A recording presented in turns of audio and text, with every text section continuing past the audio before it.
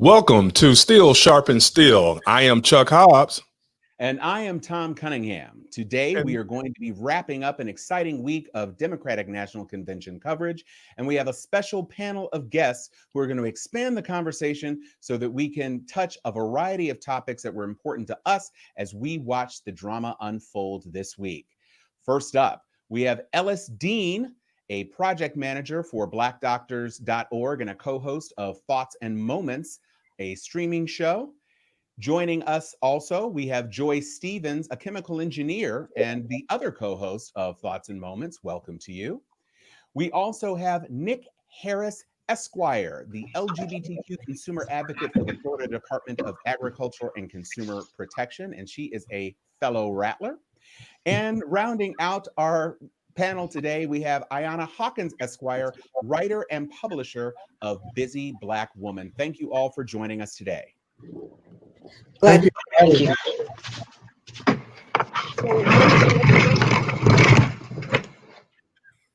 So let's get started.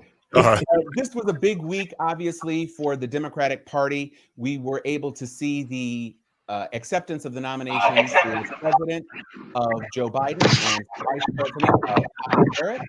And it led off a week of both platform topics that were engaging and important to us all, as well as the introduction of some faces that are sure to be important in the upcoming years for the Democratic Party. Chuck, let's get you started off with some of the points that you wanted to cover. What is your first point of reference for the Democratic National Convention this week?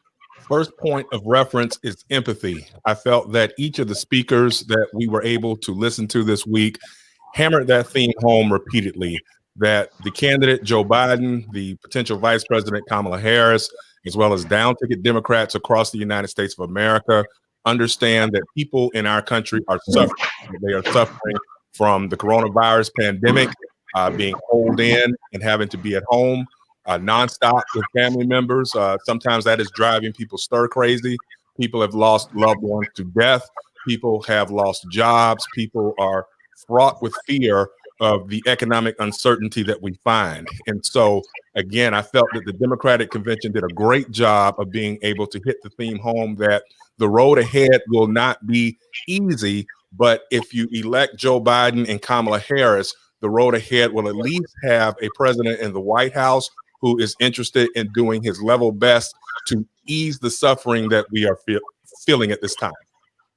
Now, one of the major points that was covered on night one of the convention was COVID-19 and the impact that it has had both on the healthcare status, the 170,000 plus Americans who have passed, the 5 million plus active cases that are taking place and ravaging the country right now, and also the economic impacts as it has forced the closure of so many small businesses, restricted travel, and made it more difficult for people to do the things that they have become accustomed to doing every single day. Ellis, with your perspective as a member of blackdoctors.org and a project manager, what are you seeing in terms of the impacts of COVID-19 and how do you feel it's going to affect us in this election season?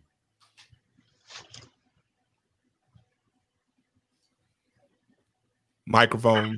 Yeah, let's unmute you. Sorry about that. Well, I think the impact is going to be tremendous, especially in the African American community. You're talking about it's disproportionately affecting Black Americans. Black Americans are 2.4 to 3.5 times more likely to perish from COVID-19. There is a large unspoken about a number of federal and prisoners. State prisoners that are catching COVID-19. And as we all know, Black Americans disproportionately are in the prison population. And so just in terms of a huge kind of voting blocks, especially particularly for the Democrats, I think COVID-19 is really, really an important topic for our community. And so we need a president that cares about people that may or may not like him, but really is caring about the American people and getting us moving forward healthy towards the future. Yeah, it was one of the themes that was carried throughout the Democratic National Convention, that President Trump's fecklessness in terms of dealing with the crisis, pretending that it wasn't a crisis, pretending it was going to go away, pretending that closures were unnecessary, continuing that masks were unnecessary, and just now choosing within the last 2 weeks to wear a mask in public personally, have impacted Americans' perceptions of the crisis, and of course have prolonged it to the point where we are in the midst of a second surge as we enter flu season. One of the other things that was impacted, of course, by COVID-19 is the economy and job creation. 20 million plus Americans under the heels of unemployment. Nik, you're nodding your head. What do you feel, as a person who is involved in public affairs and government, that you're seeing in the communities of Florida as it pertains to these job impacts? I mean, obviously, great question. Communities are hurting, especially our community. And so when you look at right now, it's our essential workers. So I'm thinking about the HEROES Act that still needs to be passed. How are we paying these people? Most times it's going to be us, Black and brown folks, that are in those positions. I mean, the jobs, I'm down here in South Florida, and when you look at whether it's restaurants and bars and people in those types of roles, they have lost their jobs and they're not coming back. And it's strange to me to watch a market that's booming, and yet families, everyday families, are really hurting. And we have a president that's not addressing that. And I thought Joe Biden and everybody did a great job trying to address that these are jobs that not only he wants to bring back, but the theme keeps being build it and build it back better, talking about green energy jobs. And I think that's what people want to hear, because this stock market does not reflect what I see in the community with people hurting. And then when they have the jobs, it's low wage. You bring up a good point. How many of you saw the tweet that indicated that the top 1% control more than half of the wealth of the Dow Jones Stock Exchange, and the top 10% control 92% of the wealth? So when you have 10% of the people in this country controlling 92% of the wealth that is arranged on the stock market, it's very clear to see that the other 90% don't have that sort of investment and are not benefiting at all from this booming market, which really is predicated on the heels of Obama. Joy, I want to bring you into the conversation, so let's make sure you're unmuted. What do you have to say about the issues that are presented? I know that Chuck wants to talk also about social justice as it pertains to defund the police, but what is your input right now on what you saw during the course of the Democratic National Convention over these last 4 days? You know, one of the things that I was most impressed with during the course of watching all of the different speeches was how many people focused on the greater good and on seeing us as a country of individuals that all help each other. You know, I do a lot of diversity and inclusion work, and in the course of my work, I spend time with people in Japan, India, Korea, Austria, Australia, UK, etc. And the one thing that I see more often than not, especially when I'm comparing countries that have seemed to have gotten a handle on the pandemic, is a sense of I'm going to do my part to help my country.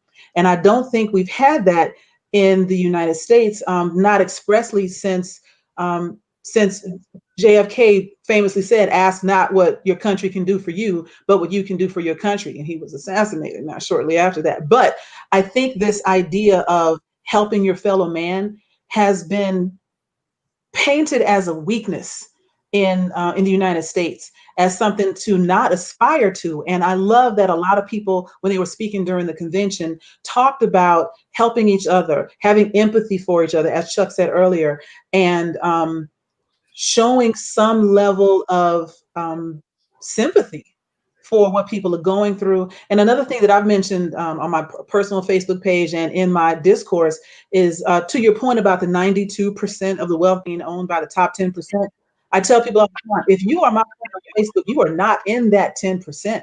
You are not in that 10%. There are so many people that think that just because they make 6 figures, they're the 10% wealthy. Now, son, and I think a lot of people don't understand that. I'll give it to someone else. You know what, Ayanna, I want to bring you into the conversation, author of Busy Black Woman. There were a bunch of busy Black women this year featured in the DNC. Yeah. It was very refreshing to see, and Chuck and I have talked about it on the podcast, where the diversity that was shown and the conscientious effort to make sure that diversity was very present is something that I think none of us is expecting to see from the RNC next week.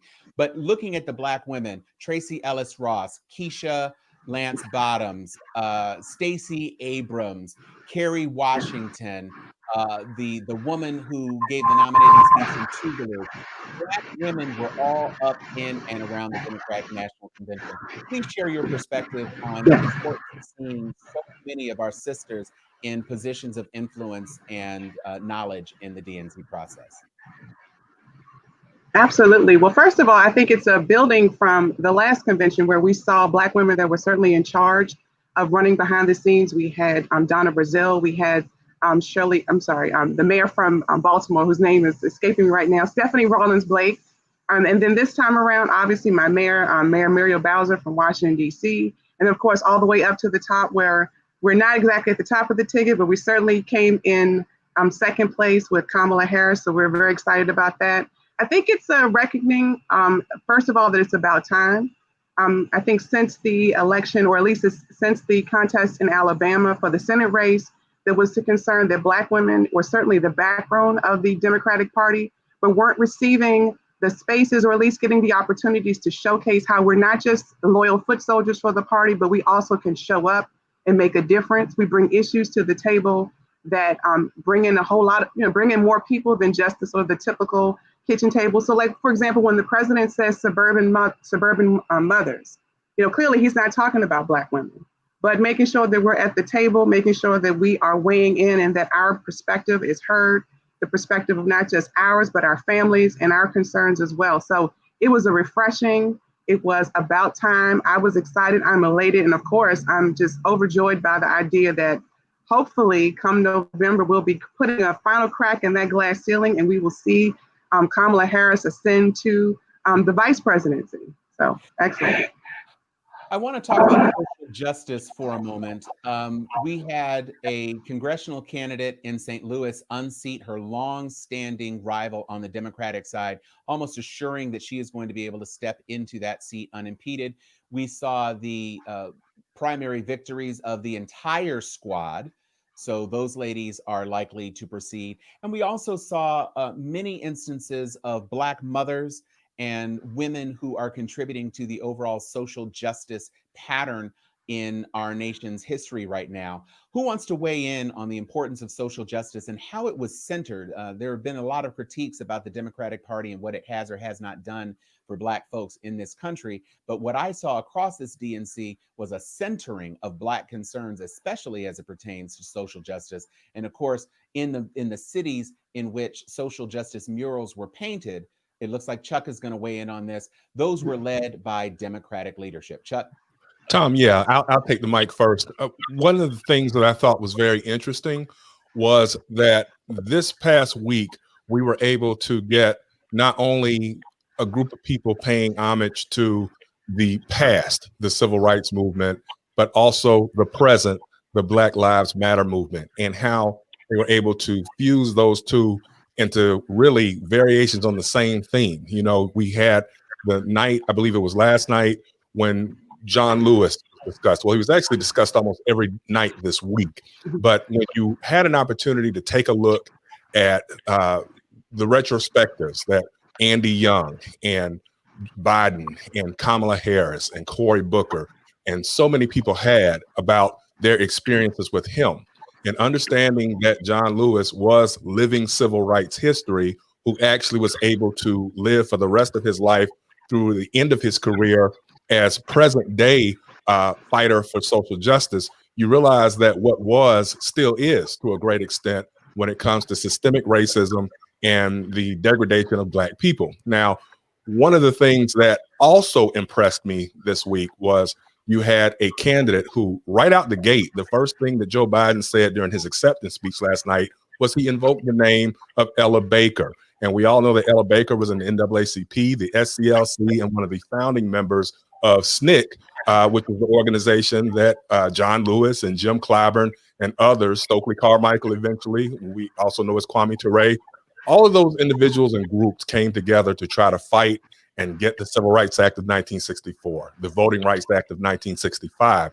And yet I often sense that there was a profound sense of disappointment that John Lewis, Elijah Cummings, who died last year, that they had, thinking to themselves, we fought all of these battles 50, 55, 60 years ago, and yet here we are still dealing with many of the same things. It goes from Bull Connor to someone today putting their knee on someone's neck for 8 minutes until he dies. And so I think that we were able to see that with the Democratic Party, the issues of police reform and social justice will be dealt with moving forward. Whereas we already know that next week there's going to be a parade of support the blue, Blue Lives Matter, law and justice. We know that those themes will be struck almost out the gate. And so it provides an interesting juxtaposition. Ellis, it looks like you want to weigh in. What are your feelings about how the Democratic Party was trying to address the divide between perception of catering to the needs and interests of the Black voting population and the reality, the political realities of what will be possible in a Biden-Harris administration? I would just answer that with 3 words: we the people. If this country is built upon that principle of we the people, then those African Americans, those people that practically built the country, that built the Southern economy on cotton, they need to be a part of whatever plan we have to move this country forward. We cannot just be marginalized, we cannot just be trivialized, we cannot just be put to the side and say, okay, well, that's great. You have to get over slavery and just keep moving forward. No, we have to be part of any type of plan to move this country forward. So if you want to be we the people, if you want to talk about the Constitution, if you want to talk about being an American and want to fully embrace being an American, you have to include us in the American dream. And that's as simple as I can put it. Joy, do you have some commentary on that point? Yeah, go ahead. I saw you moving. Yeah, one of the things I want to mention is this idea of what it means to be American, because again, I deal in diversity and inclusion, and I have spent the last 3 months talking to different companies, et cetera, around how white supremacy is alive and well and how it colors, no pun intended, everything we do. It's not just the police. It's not just the economy. It's education. It's healthcare. It's higher education. It's everything. Even aspects of things that we thought were proactive 30 years ago, now we're seeing still had their roots in this idea that white people are somehow genetically superior. And I see a lot of people as I've watched the comments flow through the last 4 days of the DNC, Democrats don't really care about you. The Democrats did this in the 60s. The Democrats did this. Well, the Republicans freed the slaves. Yeah, I know all that. But the thing that we have to understand is people evolve. And I think Joe Biden in particular is a great example of someone that can learn how to be better. And that's what I'm looking for in a candidate. First off, someone who can listen.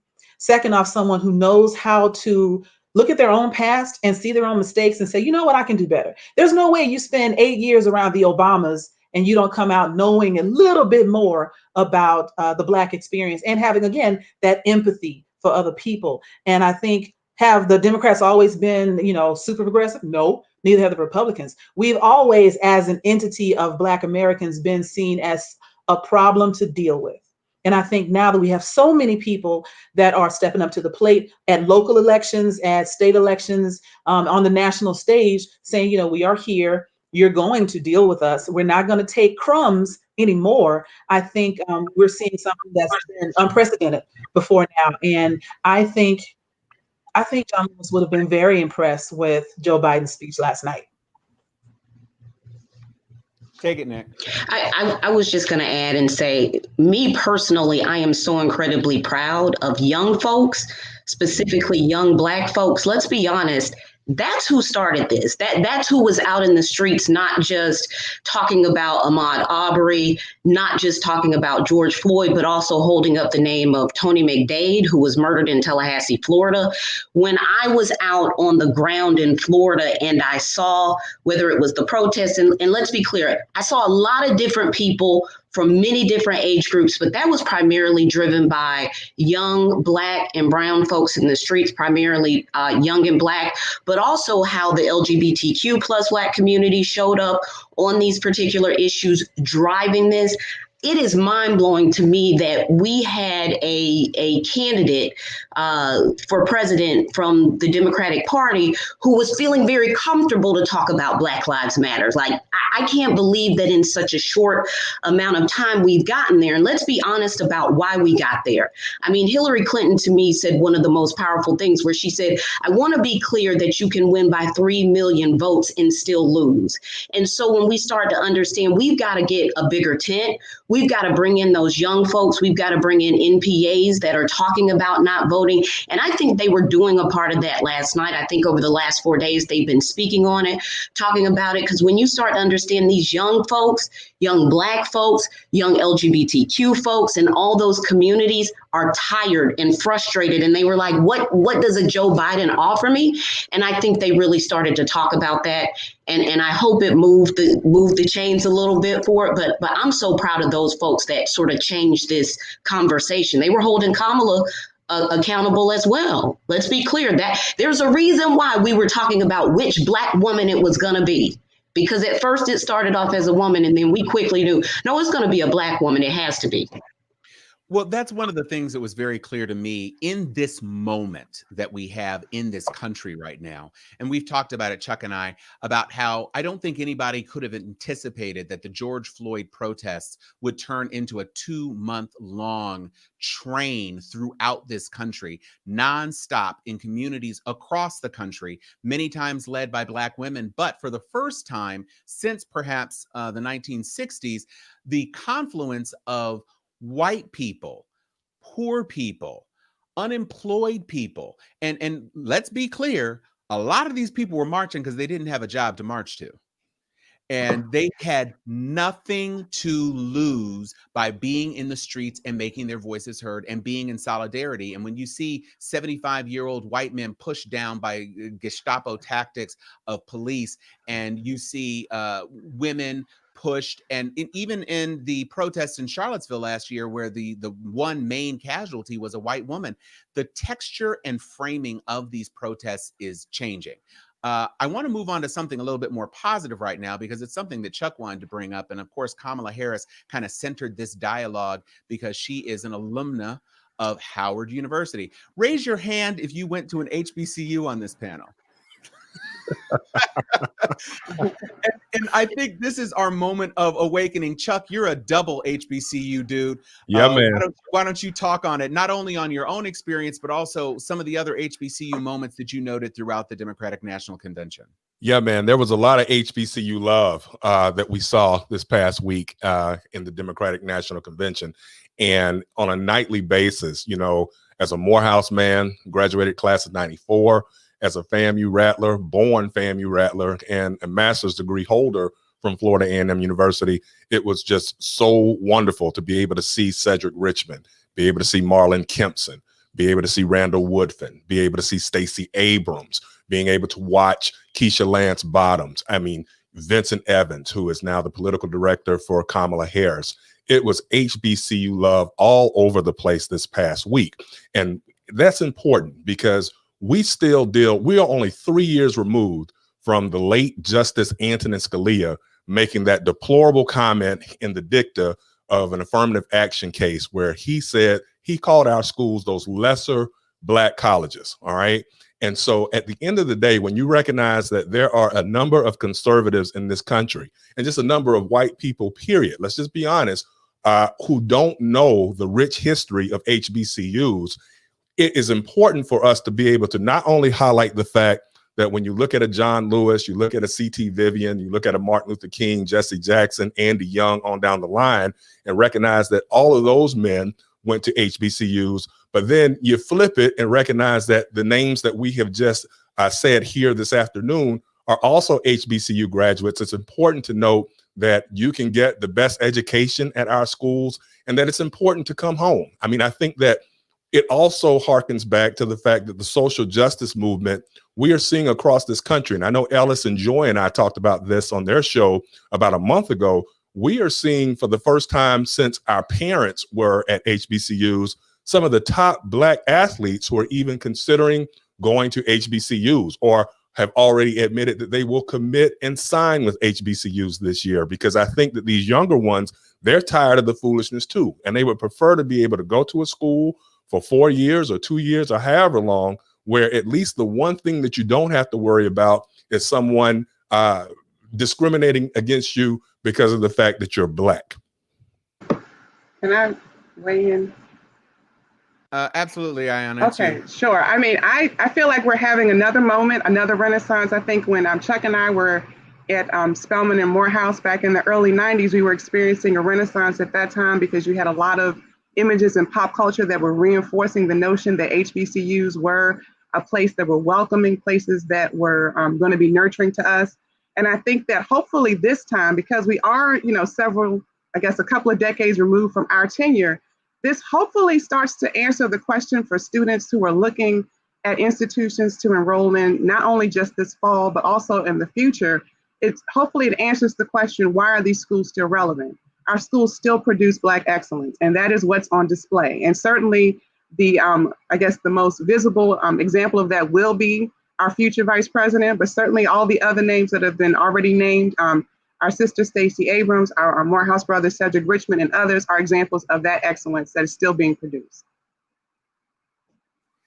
Yeah, that's absolutely right. And I think that I'm going to get to you, Nik, because I see that you want to jump in on it. And since you're a Rattler, you know what? I'm just going ahead and give it to you. Even though you're younger than me, I'm going to give you that Rattler love. Thank you for that. You just muted yourself, though. I just wanted to jump in and say, Chuck, I think I got you beat. I have to tell y'all, I'm a third generation Rattler. My grandfather will be 100 years old this year. He went to FAM when it was FAMC. We have a proud tradition of what HBCU, specifically FAMU, It is Black excellence. So I'm proud of Grandpa 100 years. I didn't have a choice to go to FAM, but I'm damn proud I went. Going ahead, Ellis, take it. You're muted. Thank you. I think the word that comes to mind when Chuck was talking is value. And I think the athletes that he was speaking of started to recognize their own value. And they can still achieve the full value of their athletic ability even by going to an HBCU, because they recognize there's value there, and the money is going to follow them. They don't have to follow the money. When we're talking about HBCU graduates, we're recognizing our own value. We knew it amongst ourselves. We knew what the value was of an HBCU education, having that base, having that foundation, the roots that we get in HBCUs. But now the world is starting to see it. The world is starting to recognize, oh yeah, Black doctors, most of them come from HBCUs, lawyers, all the Black professionals, 50% of Black professionals come from HBCUs. There's a reason for that. We have a value system that gets instilled in us the minute we step on our campuses. I fell in love with FAM the first day I stepped on it, and I was accepted before I even been to the campus, and I fell in love the first day I stepped on TOPS. And that love spread not only amongst other Rattlers, but it went to all HBCUs. So if you went to an HBCU, there's an understanding that we have amongst our group, amongst our brethren, and we take that unity and we move it forward. And that's how we establish our value in this country. I know we could continue for the rest of the hour just boosting each other on our HBCU experiences. I'm not going to talk about how my grandfather, white folks, Sprott, was the quarterback for the Wiley team and also was a member of the forensic squad that was featured in the Great Debaters movie. But I think it's time for us to actually turn to a political lens. One of the things that Steel Sharpens Steel does is provide a perspective that is lacking in other commentary. So let's talk about the electorate and the coalitions that are going to be necessary to pull off a victory in November. Right now, one of the high points, it seems to me, it was clear by focusing all of our MCs for each night of the program were women. We had Ava Longoria, we had Tracy Ellis Ross, we had Kerry Washington, and we ended up with Julia Louis-Dreyfus. 4 women, never a man as the lead commentator for the event. And we saw so many stories of women, business owners, mothers, immigrants, who are a part of the fabric of America. And to me, a lot of that commentary was focused on the 53% of white women who supported Trump in 2016. What are you seeing as far as the activism and the engagement that each of you are participating in your own spaces, in terms of how people are being and changing their perceptions, both about the future of the country and Joe Biden in particular, as they look backwards in the lens of Trump's lack of leadership over the past several years. We're going to go clockwise. Joy? So what I'm seeing in the circles that I run in is this idea of we can't do this anymore. And I mean, of course, I'm hearing it from my own circle of friends, my HBCU friends, but I'm hearing it from people I used to work with in corporate America. I'm hearing it from 50-year-old white men. I'm hearing it from 62-year-old white women. We can't do this anymore. I am seeing, and I'm surprised to see it, because there's this monolithic idea of what a Trump supporter is. I am seeing people that voted for Trump in 2016 admit that was a mistake. I shouldn't have done it. Like the man who was from the NRA that they had speaking, worst president ever. If I could take it back, I'm absolutely voting for Biden. We cannot do another 4 years of this. And it's so much more than just his antics. It's his lack of policy. It's his fecklessness, as someone said earlier. And people are realizing it's not just about Black people. We are in danger of losing this grand experiment of a democracy. That people forget the United States is still a relatively young nation when it comes to world politics. And Rome could continue to burn if we let him fiddle 4 more years, and people are realizing that.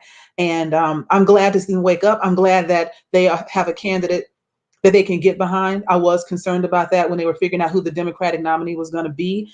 And there's still some residual supremacy in there. There's still some, I kind of need a white guy in there thing going on, but I'm okay with that, because again, I think we've got someone that is willing to listen to experts, to consultants, to the rest of the people that were on that dais with him when the Democratic race for the nomination first began. I would love to see a lot of them continue to be in his cabinet, given appointed positions, and we can really get this country back to being as great as it can be, not a great again, because you know why.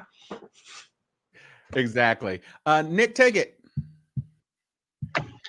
I'm going to add here, and I don't want to sound like the bearer of some bad news. I'm encouraged and I'm worried. I have lots of white friends. I work with a lot of white women who are very passionate about this work and do not want to see 4 more years of Trump. But those were women that were already doing a lot of this work. I do agree with Joy. I hear from some of those folks that are ready to make a change, but I'm gonna be honest, I'm in too many spaces where I still am talking to folks who keep saying he's bad and all, but I gotta vote based on the economy. I gotta vote based on my paycheck.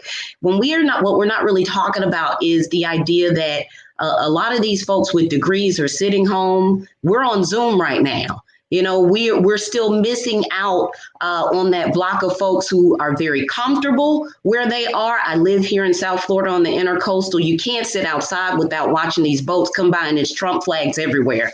So, we've got to be clear about his base turning out.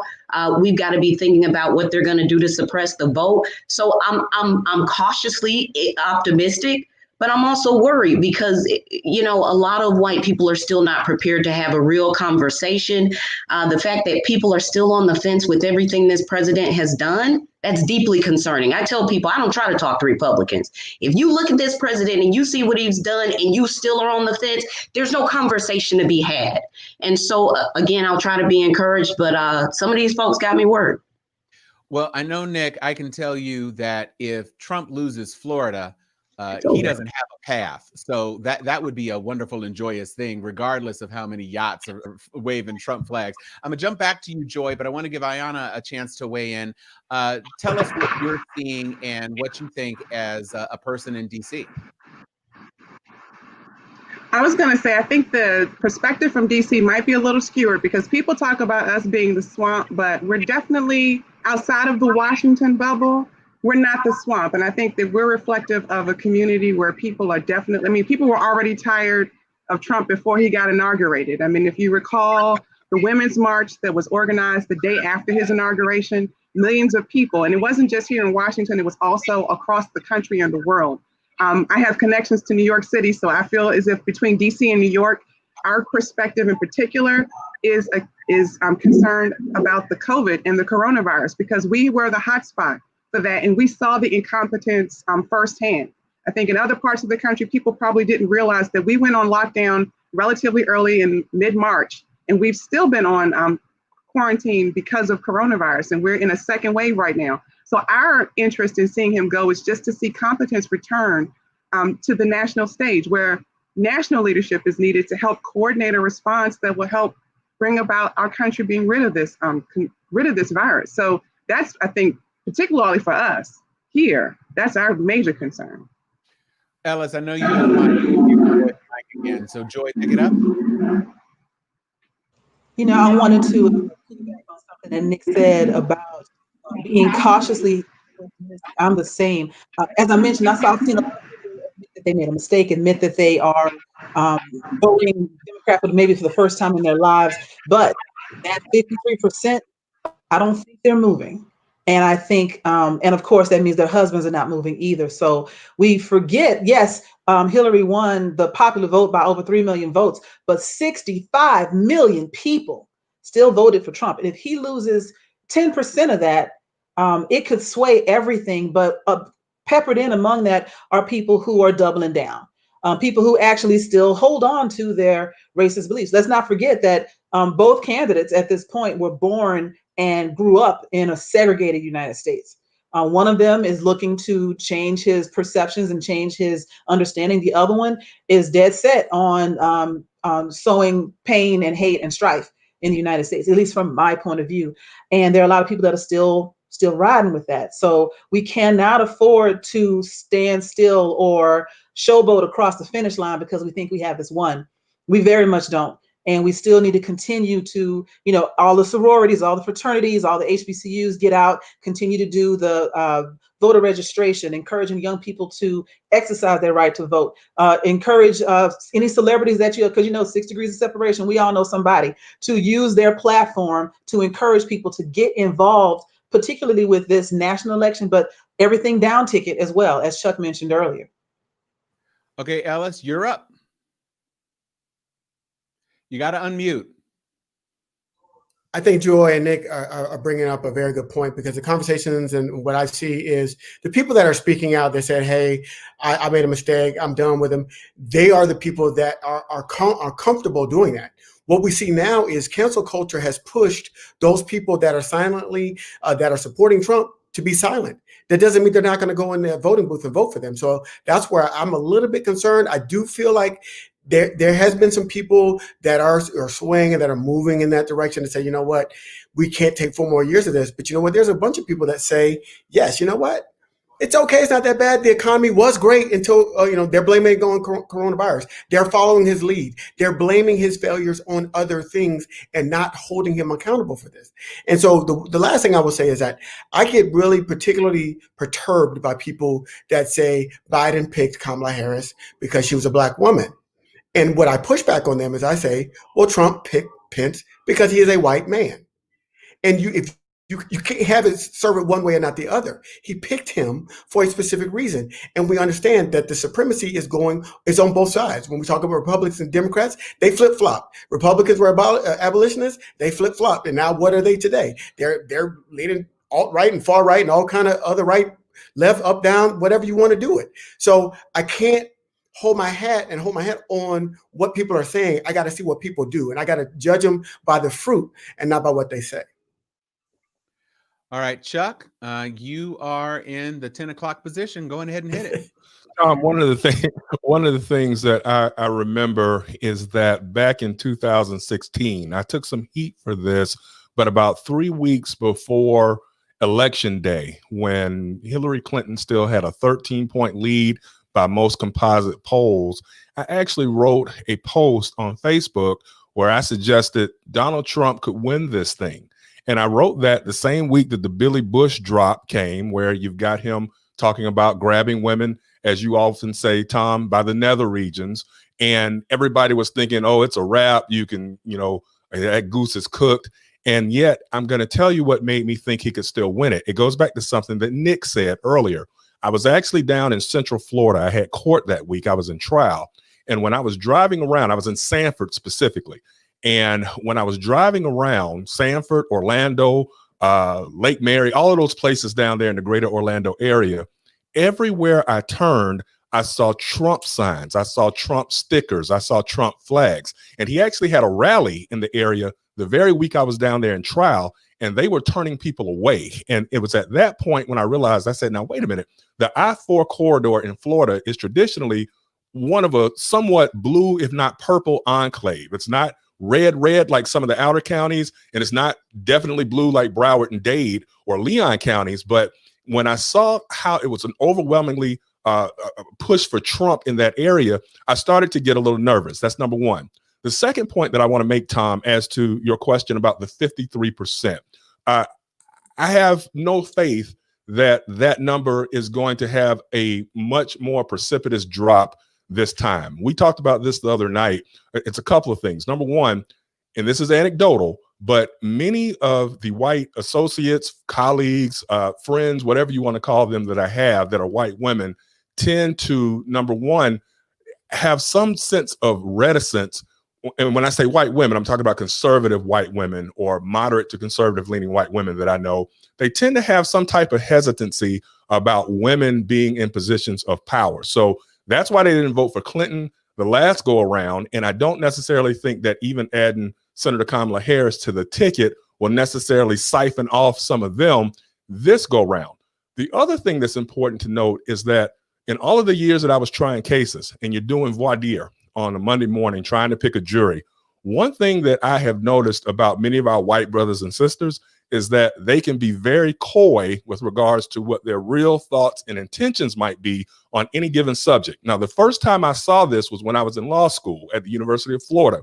And coming from the HBCU tradition, having just left Spell House, being around Clark, Morris Brown, and then going to graduate school at FAMU, I was used to being able to talk about any subject, anytime, all day, all night with my classmates and schoolmates and friends. When I got to UF Law, I noticed that in many of these classes, you would have me, you would have my boy Corey Smith, Derek Scretchen, other people that went to FAMU, Morehouse, Spelman undergrad. We would be in there talking left and right about many of the pertinent issues of the day, but many of our friends who were white had nothing to say. When the professor would call on them, what are your thoughts about Plessy versus Ferguson? Sitting there, relaxing, crossword puzzles, not really weighing in on things that explicitly dealt with race. And so I think that to a great extent, you have a number of people in this country who are worried about white supremacy coming to an end. We have for 20 years been inundated with comments that this country is becoming browner by the day, browner by the decade. And with that, there are some of our white brothers and sisters who are concerned about, well, what happens if they, and they being Black people, they being brown people, they being LGBTQ people, start to take over? And if they take over, will they do to us what has been done to them over the course of 2.5 centuries? So I think that's something that we need to think about, how deeply entrenched white supremacy and racism is in this country. Well, I'm going to play the opposite side of this card, since I walked into a pit of gloom and doom, Debbie Downers up in this piece. And I will say a couple of things from the measure of statistics. This last election in 2016 was won by 77,000 votes across 3 states: Wisconsin, which was the lowest concentration of electoral votes, Michigan, which had slightly more, and Pennsylvania, which was the big prize of the 3. 10,000 votes alone in Michigan determined the Trump victory. And Jill Stein's portion of the popular vote eclipsed that 10,000. In Wisconsin, it was about 15,000 votes. And again, Jill Stein alone eclipsed those votes. Pennsylvania had the largest population, but really, if you had drummed up that many votes in South Philly, Trump would have lost. And the thing that I'm looking at and I'm focusing on right now are 2 critical things. One, You have a group of people who were fence sitters who were very strongly anti-Clinton because of the Clinton moniker and the quote unquote inevitability of her ascension to POTUS encouraged some people to stay home. I think that factor is going to be significantly diminished aside from COVID concerns, but the enthusiasm to get out the vote is very different from 2016, when basically it was, maybe Trump won't be so bad. The economy's on the rise and it looks like things are going to be, you know, cooking with gas and we can just let things go. The second thing that I'm looking at are two organizations. One, Alpha Kappa Alpha Sorority Incorporated, and two, Delta Sigma Theta Sorority Incorporated. You're talking about between them about 750,000 members in every state in the union who are so hype and engaged. There's a reason that Keisha Lance Bottoms, a Beta Alpha Delta Sigma Theta member, was included. And you've got to believe that the Deltas are going to be rocking this entire election. It's not just going to be the traditional Black women who are a part of the coalition that are going to be driving turnout. It is going to be an army of Black women who are going to be marching across this, dragging their husbands, dragging their boyfriends, dragging the other D9. The entire HBC community is activated right now. And that's the difference. You had some people who were HBCU alumna and alumni last time that just didn't vote because they didn't like Clinton so much. But this time there's a bigger issue around which to coalesce. And that's what I'm seeing. I'm seeing unemployed people who did not get their unemployment benefits extended. Now, they may think that the economy is doing well, but the economy is not doing well for them right now. And the reason it's not doing well is because he did not put the Mitch McConnell and beat the brakes off of him to get those unemployment benefits extended. And so when you don't have a job, you don't care about what the stock market looks like. And those people do not have a job to keep them away from the polling places. So I was very pleased to see that the Democratic National Committee was pushing the text vote to 30330 to encourage people to vote early, to find out what their voting situation is, to make sure that they're registered. And I think what we're going to see, even if it is only a tick of 200 or 300 or 400,000 votes in the right places, we are going to be right back on top. And that includes Florida and it includes Ohio, where the leader of their Senate, their state assembly, had to step down in disgrace because of a huge scandal. And Mike DeWine had a COVID scare himself. The Republican governor of Ohio had a COVID scare. So there's a lot going on. I think it is definitely a march. It is not going to be easy. I do not think it's going to be a walk. I do not think that the national polling difference right now is dispositive. But what I do think is that more people are ready to do more, to work harder and be in the right place. Nik, I see you nodding, so I'm going to let you go. And then Ellis, we're going to take you. Hit it. I just want to say, Tom, I'm with you. It's not to be doom and gloom, and I'm going to do my part to make sure that hopefully, no, that Donald Trump will not carry Florida. But I just want to caution us that with this last governor's race here in Florida, we saw so many young folks, so many Black folks, so many people turn out, even supporting Andrew Gillum, and yet we could not cross that finish line. And when I look at who's right now sitting in the governor's mansion in Florida, and we're seeing the assault on the post office, and we just had a primary here in Florida, and the number of mail-in ballots and what effect that is going to have with what they are doing right now with the post office. I'm just saying that we have seen where we can have the turnout, the numbers, and we will watch what they will do to try to take it away. And so I just want us to be prepared for that. Voter suppression is real. We saw it right here in the primary. So we have to be prepared in November because they know we're going to turn out and they're going to try and stop it. And so we need more turnout than before. And so that's where we've got to tick off some other people. I would say, I'm going to use a sports analogy. I'm confident. I'm like you, Tom. I don't want to sound doom and gloom, but I also remember watching my Atlanta Falcons, go up 28-3. And if we sit back because we think we've got a great lead and we think we've got the best, candidate, and we think that people are all behind us, and we sit back and we don't get out to vote, we don't keep that mindset of we've got to keep this mindset until we get to the finish line, until they declare him the winner. And not only until he's declared the winner, until Donald J. Trump concedes the election, that is when I will sit back and relax and enjoy the victory. Until then, I'm going to stay in our mindset. I'm not going to look at the scoreboard and see 28-3. I'm going to say it's 3-3, and we've got to keep our foot on this gas and make sure that we finish in November the way it's supposed to go. Yeah, Ayanna, I'm going to jump to you real quick. But I just did want to say, Ellis, I don't know about the rest of y'all, but I would be perfectly happy to see them drag him out of the White House at 12:01. You go on ahead and stick if you want to, bruh. Stay.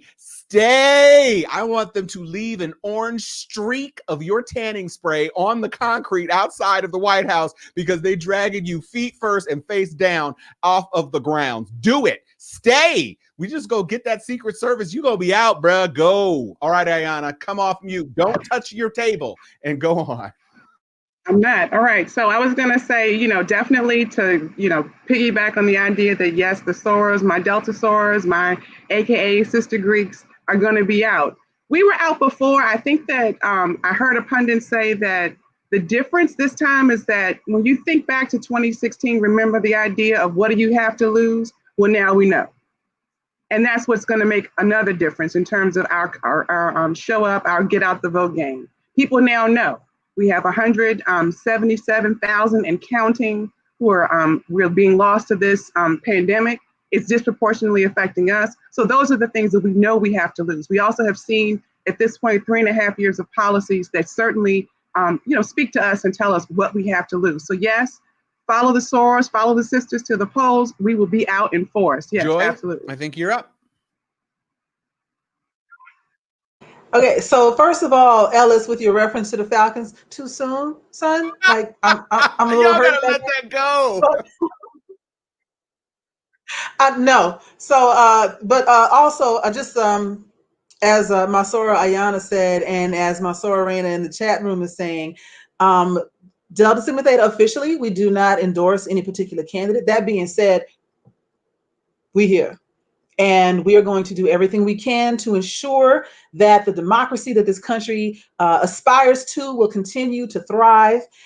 We are out in full force. If I have one more Zoom call at 9 o'clock at night about what we're doing the next day, I'm never going to get another night of sleep until November 5th. So, and I mean that on purpose. And so I think that the Divine Nine absolutely, between them and the moderates, the Bernie Bros, the people that voted for Stein, that group, in addition to the rest of us who, like you said, may have sat out because we're a little bit dejected with the last options for the election, that's the swing group. You're not going to get those 53%ers. You're not going to get the 1%ers and everybody that they influence. It's the open-minded people. It's the ones who have seen what's happened in this country since the death of George Floyd and actually can empathize with it and say, I didn't know it was this bad, but oh my God, we've got to do something different. That's who we got to focus on. That's who I can reach. And I need them to reach their friends. We talked about celebrity sponsorship. Like Rihanna said, I'm stealing my girl's quote here, you got white friends, they like you, tell them to pull up. So I think everybody has a chance to, each one grab one, bring them to the polls, pull out your jalopy, get in it, grab 3 other people and bring them to the polls. Vote early. And this is important. I need you to hear this. If you can vote early, do so, because that means there's less people to clog up the arteries of the process on election day. And there are some people that won't be able to vote early or may have to vote that day. We already are hearing about sheriffs and police officers, et cetera, that are supposed to be there to ensure a fair election and to check voter fraud. Here's the thing. They don't have to arrest anybody. They don't have to beat anybody. All they have to do is stop everybody and force a check and challenge every voter that comes through there. And that will slow down the process until people are still waiting to vote until midnight, 1 o'clock in the morning. And some people can't wait that long. So if you can vote early, please get out and go vote early. It's going to be less of a danger to you because I voted early in every election. You walk in, you're in and out 5 minutes. Even with coronavirus, mask on, I didn't touch anybody, 5 minutes. Vote early. I cannot say that enough. Yeah, I just wish they had polling places set up at Starbucks, because y'all be waiting in line for Starbucks for 20 minutes. If you had a box there. Ellis, I'm going to go to you right now. And Chuck, we're going to let you wrap up. So Ellis, hit it.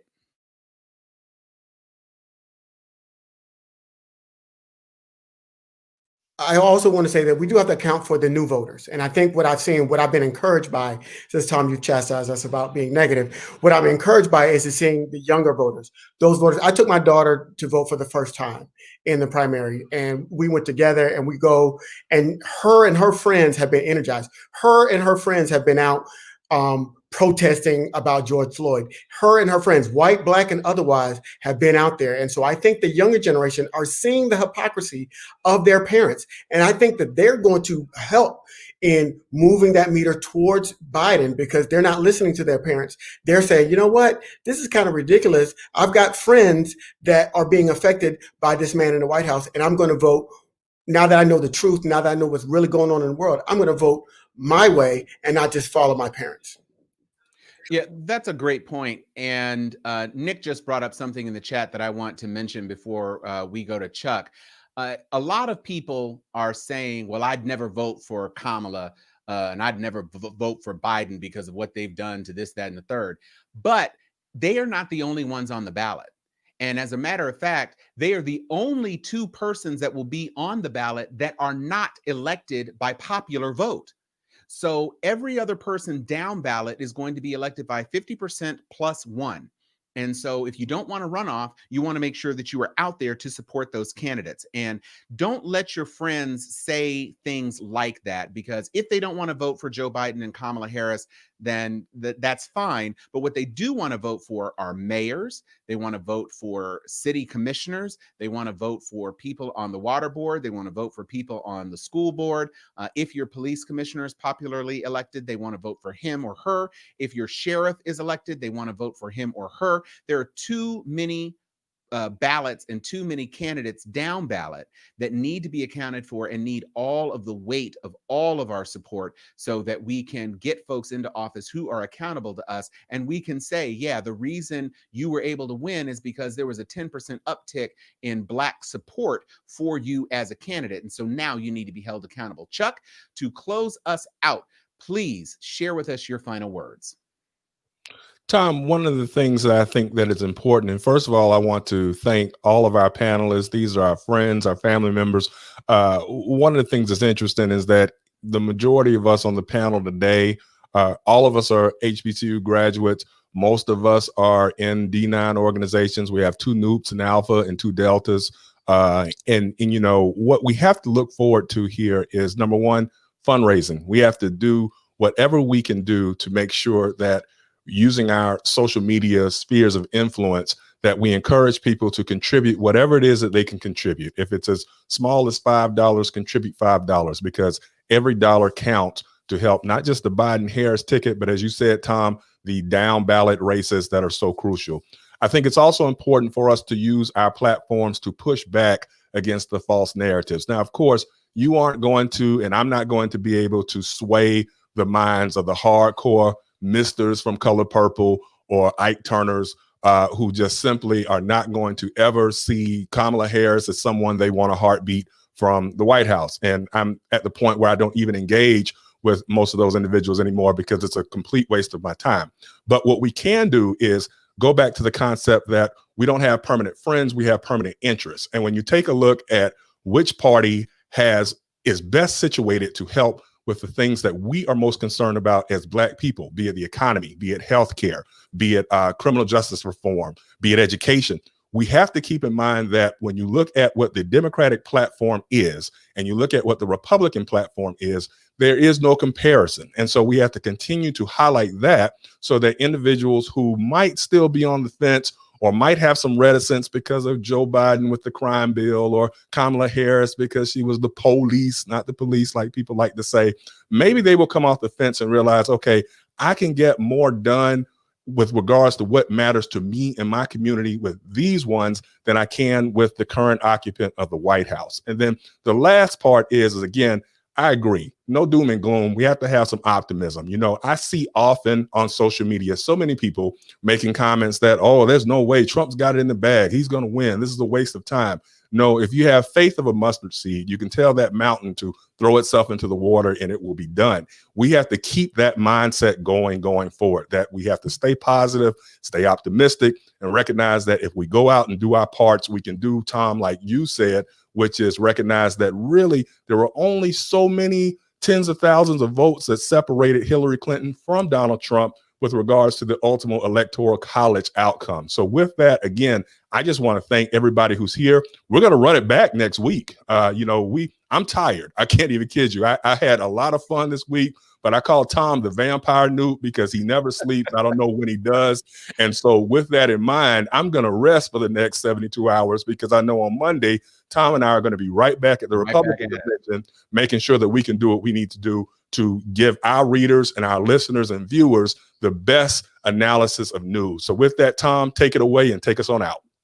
I would like, on behalf of the Steel Sharpens Steel team, to thank our illustrious panel of guests for their contributions this afternoon. You are the true embodiment of the spirit of Steel Sharpening Steel. We worked together, confronted each other, made our comments, elevated our comments and the dialogue, and we are moving forward into this election season with just over 70 odd days to go. And I know that we are all redoubled in our commitment to make sure that we get the right people into the White House, Kamala Harris in the vice presidential slot and Joe Biden in the president's slot. And this was our very first roundtable panel. We look forward to many more. And I invite everybody who's watching to like our page on Facebook.com, Steel Sharpens Steel, and also like, review, and follow us on Apple Podcasts and listen to us on Spotify. From Tom Cunningham and Chuck Hobbs, we are Steel Sharpens Steel. Florida for Biden. Go, Nik. Thank you so much, everybody.